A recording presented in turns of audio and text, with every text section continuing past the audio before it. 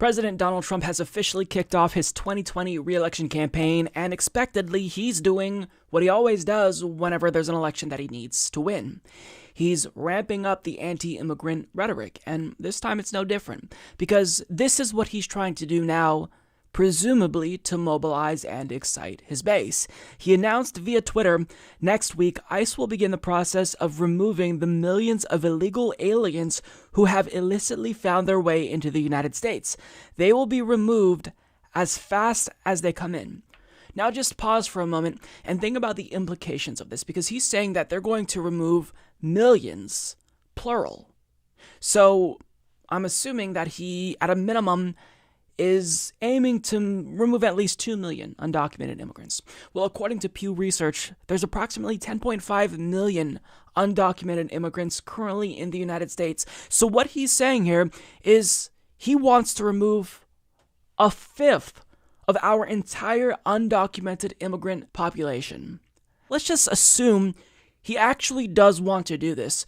Can you just imagine what you would need to actually do something like this? I mean, the amount of resources you would need in terms of money would be huge, in terms of personnel, in terms of expertise, as well as planning.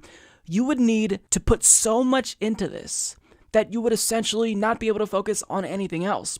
On top of it just being unfeasible, think about this from a moral angle. This will inevitably result in human rights abuses, even more racial profiling, because we all know that if Donald Trump were to ever do something like this, this would be implemented in the most sloppy way possible, and you would need to come up with a real plan, which we all know Donald Trump is incapable of doing. But I mean, even if we know that executing something like this is incredibly unlikely because it's so impractical, still, the implications of this tweet here are troubling, because it still tells us that regardless of the scope of this crackdown, there will be another crackdown, because he's got an election to win, and he knows that if he wants to keep his base excited and loyal, he's got to keep cracking down on immigrants with these draconian, fascistic policies.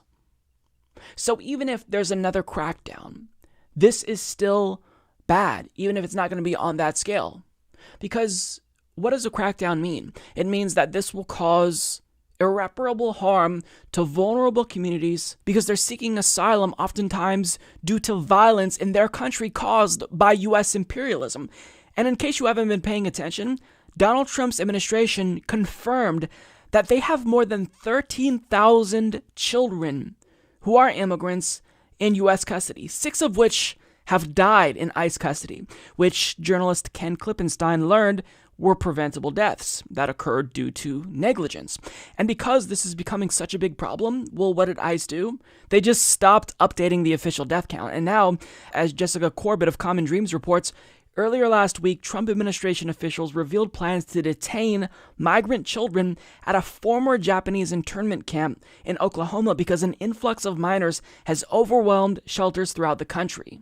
I mean, think about this. As Americans, on both sides of the political aisle, we all came together collectively and agreed that what happened during World War II, the way that we imprisoned Japanese Americans, that was a disgusting blemish on our history, one of many.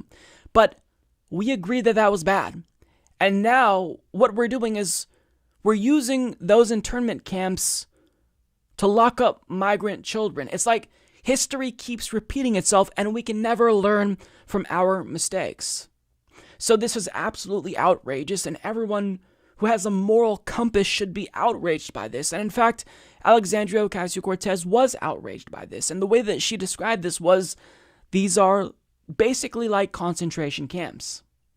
So she was outraged by this. But the way that conservatives responded to our draconian anti-immigrant policies was to be outraged at the way others vocalized their disgust with these types of policies. So here's what AOC said that sparked so much outrage. The United States is running concentration camps on our southern border, and that is exactly what they are.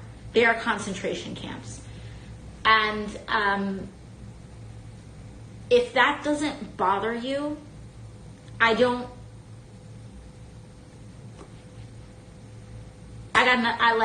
we can have, okay, whatever. I want to talk to the people that are concerned enough with humanity to say that we should not, that never again means something. So what she said was not just accurate, but it was incredibly reasonable. It was a perfectly rational response to have to the sight of migrant children being detained.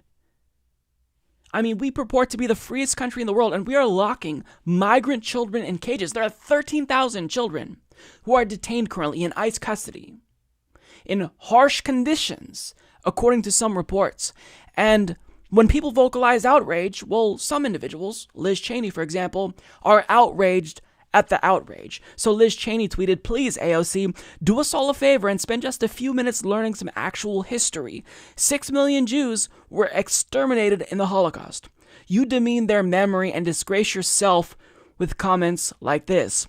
Now, AOC responded saying, "Hey, Representative Cheney, since you're so eager to quote-unquote educate me, I'm curious. What do you call building mass camps of people being detained without a trial? How would you dress up DHS's mass separation of thousands of children at the border from their parents?" And she then added, "And for the shrieking Republicans who don't know the difference, concentration camps are not the same as death camps. Concentration camps are considered by experts as the mass detention of civilians without trial. And that's exactly what this administration is doing." And she's exactly right, but this is exactly what Republicans do.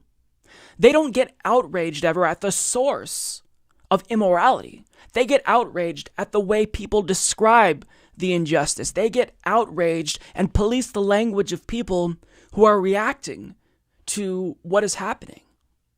This is what they always do because it serves as an easy way to start distracting people. So we're no longer talking about migrant children in cages. We're talking about the semantics as to how we should describe migrant children being detained by ICE. And it's because Republicans and conservatives, generally speaking, they don't care about immorality. These are not moral people. Liz Cheney's father is a mass murderer who should spend the rest of his life in prison. But of course, the true bad guys are the people like AOC who denounce these types of fascistic immigration policies and human rights abuses. They're the bad guys because they didn't describe this injustice appropriately according to people like Liz Cheney. Here's the thing, regardless if Donald Trump is able to execute this type of crackdown or not, we should all be outraged at this. We're locking children in cages. 13,000 migrant children are being detained. And people are more outraged at the outrage. The state of American politics is so toxic, so amoral currently, that if we don't come together and agree on a real objective standard of morality, because I don't believe in moral relativism, but if we don't agree on a standard of morality, if we all craft our own standards of what is and isn't moral, then I don't know how we could ever come together as a country. Because anyone who dismisses the treatment of migrant children by Trump's administration, there's someone that I can never work with. I can never work with these people. So it's a sad state of American affairs where whenever there is actually outrage for the way that we're detaining migrant children, well, the people who speak out get told to shut up, or they get language policed for not talking about it in a way that conservatives deem appropriate. It's sickening.